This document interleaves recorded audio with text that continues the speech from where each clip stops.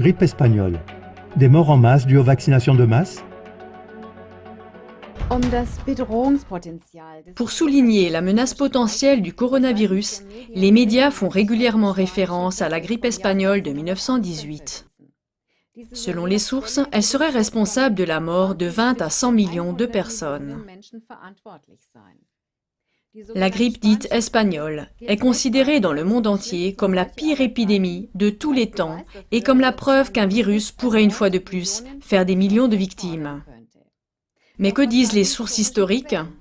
Prouvent-elles qu'un agent pathogène de la grippe était réellement responsable de la mort de plusieurs millions de personnes? Voici quelques faits.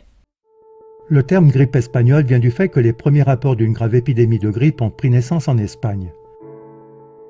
Après une première vague de la maladie en février 1918, une deuxième vague beaucoup plus violente a suivi en août 1918, touchant inexplicablement principalement des jeunes adultes en bonne santé et surtout les soldats de divers pays, et non les faibles, les malades et les personnes âgées comme auparavant.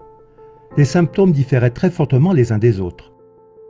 Selon le journaliste médical Hans Stolzin, la théorie selon laquelle la grippe espagnole est due à un dangereux agent pathogène n'a pu être confirmée, car elle n'était pas contagieuse. Les tentatives à Boston et à San Francisco visant à infecter des marins délinquants et des prisonniers au moyen de sécrétion de personnes gravement malades ont échoué. Aucun d'entre eux n'est tombé malade. De plus, l'origine géographique et le parcours de la grippe étaient complètement flous et atypiques. Elle se serait déclarée sur plusieurs continents presque simultanément. D'autre part, il semble plausible que la grippe espagnole soit le résultat, d'une part, d'une insuffisance d'approvisionnement, de la faim et du manque d'hygiène au lendemain de la Première Guerre mondiale, mais aussi, d'autre part, le résultat des vaccinations de masse. Celles-ci ont été menées à grande échelle, surtout parmi les soldats, notamment contre la variole et la fièvre typhoïde ainsi que contre la grippe.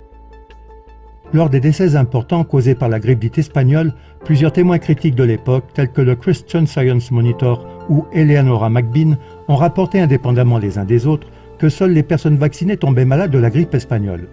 Les horribles effets secondaires dus à des vaccins peu fiables ont été dissimulés et justifiés par la grippe espagnole. Conclusion. La référence à la grippe espagnole est encore utilisée aujourd'hui pour répandre la peur et la terreur et pour obliger la population à se faire vacciner. Toutefois, il ne s'agit pas d'un exemple de pandémie mondiale causée par des virus aux conséquences mortelles pour des millions de personnes, pandémie qui peut se reproduire à tout moment. Au contraire, il est clairement démontré que les vaccinations de masse de l'époque ont joué un rôle essentiel, voire décisif, dans cette maladie mortelle.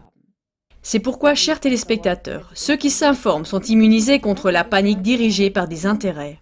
Par conséquent, informez-vous et informez les autres sur ces importants antécédents historiques. Des informations bien documentées peuvent être trouvées dans les sources allemandes indiquées.